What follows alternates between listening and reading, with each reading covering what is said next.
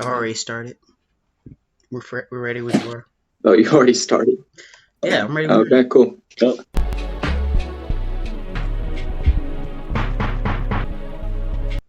Hey guys, welcome back to the Fall to Summer podcast. We have Bex back with us again today. Today we are discussing more issues that women face in our society. And I wanted to start it off with the wage gap. And Bex, if you could give us a brief description of what that may be and how you feel about it. So, the wage gap between genders, a lot of people like to act like it's not something that's real or that it's kind of fading out.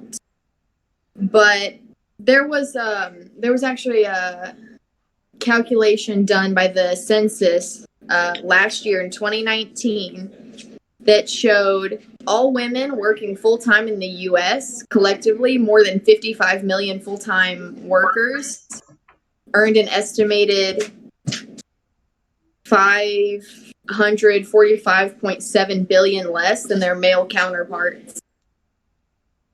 So that's roughly $9,613.13 per woman. But that's not like through directly being paid less for the same job, right? Because that the Equal Pay Act of 1963 said that that would be illegal. That's not what's currently being in practice today, right? Well, there are a lot of different reasons for it, such as difference in industry or jobs, years of experience, hours worked, and then discrimination, which is still illegal. But if you let's just touch on like small businesses, right? Let's say like there's a man that owns a shop, right? Say it's a mechanic shop. He's short on workers, but doesn't want to hire a woman, or he does hire her and expects her to not really question what she's being paid. Like it happens in a lot of small businesses. I mean, right.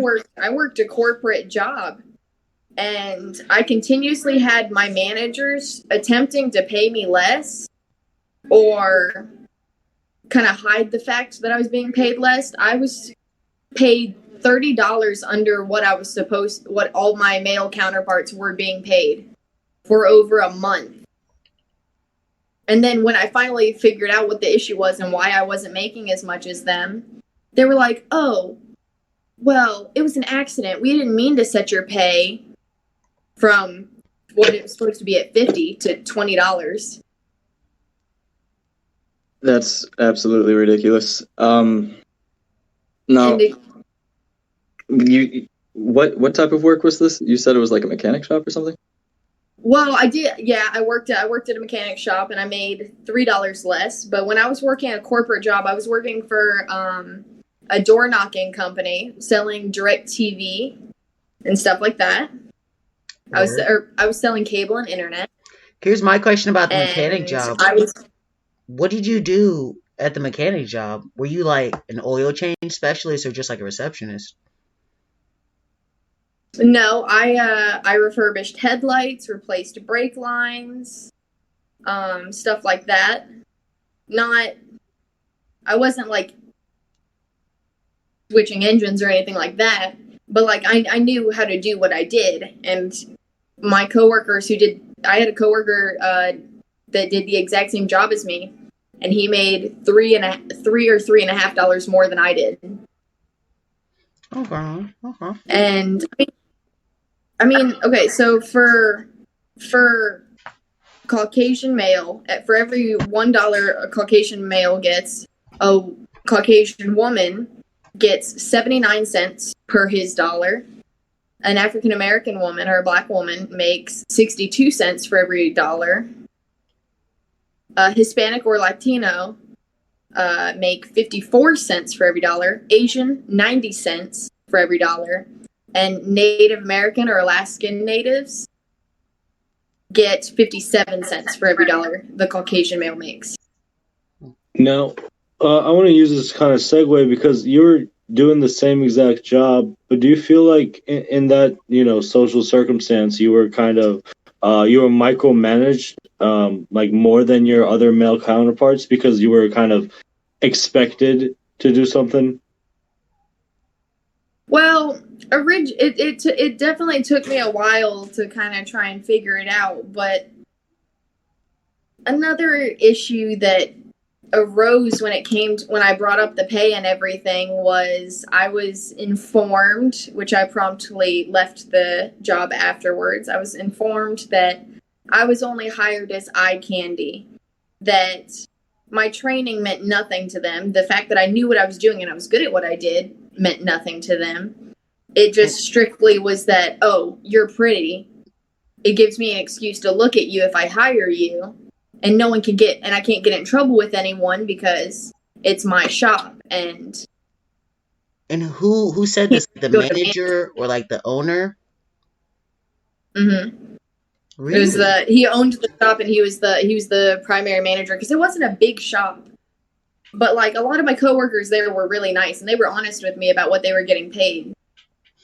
You didn't seek legal help, and also I know in like North Carolina you have the right to know what someone else is getting paid, and compare your wages. But I think down here in Georgia where I'm at, they don't have that right, and that's like a confidential kind of thing depending on what the company says. Yeah, I was in Kentucky. I was in Louisville, Kentucky at the time because I had just moved out there.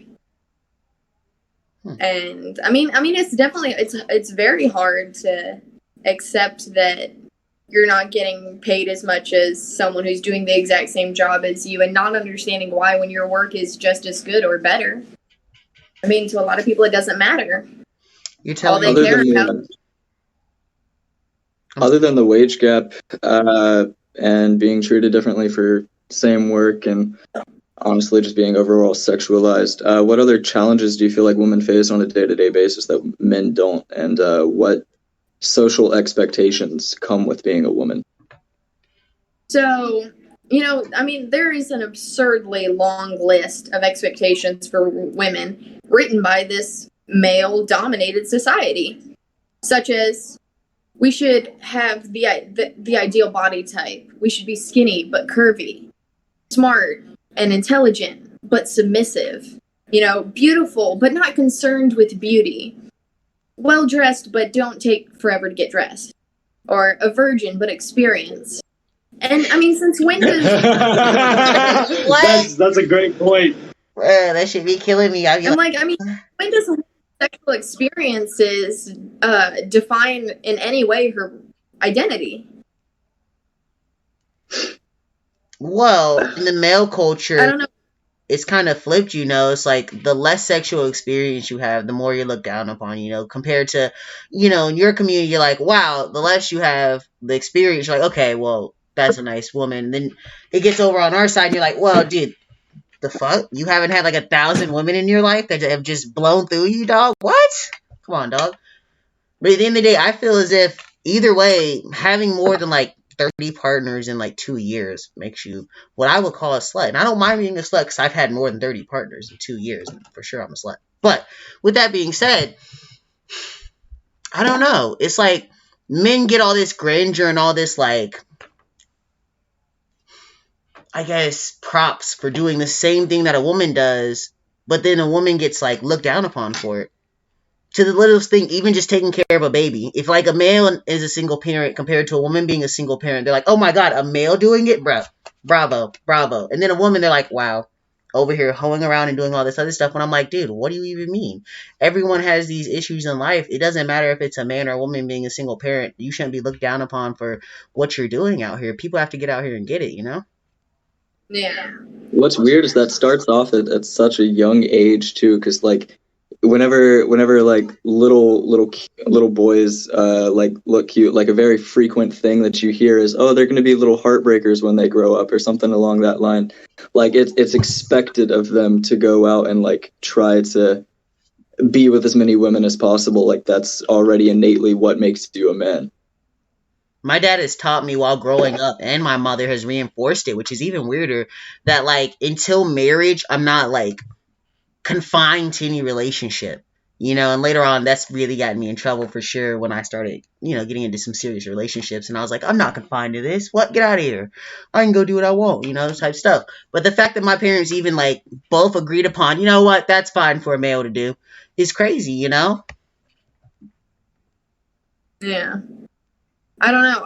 I definitely think that there are points on both sides, and I don't think it's right. I don't think it's right for there to be societal expectations of personality traits or physical appearance for men or women.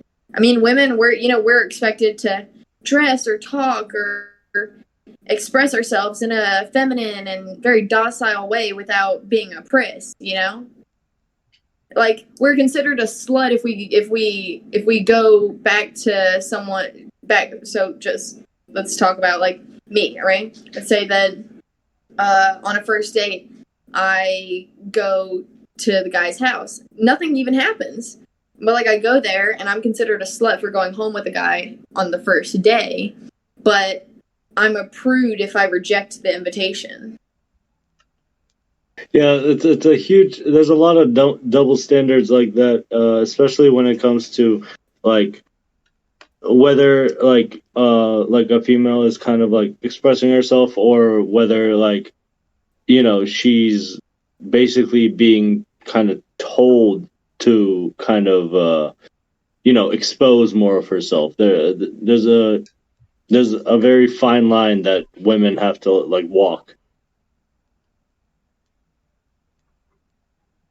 For Now, instance, like I want to ask you, how do you feel about that? Like specifically, like sexualization of women versus like giving them the like their freedom of expression. I don't believe that women should be sexualized for any reason. I believe that we should be able to wear whatever makes us feel good and do our makeup however we want. Hey guys, sorry for the abrupt stop in the podcast. We had a technical difficulty with our screen grabbing software. It shit the bed after 12 minutes of our 30-minute video, so it sounds a little abrupt, but just enjoy this clip that we have right now. Cherish it. We will be making some changes to the podcast coming up soon, not only our screen grabbing software, but also overall structure of the podcast and topics that we will be discussing. Definitely stay tuned for that. Come back next week for our next podcast. We will be having Nick back on. Thank you so much for tuning in. Check out our merch, like and subscribe, and have a wonderful day.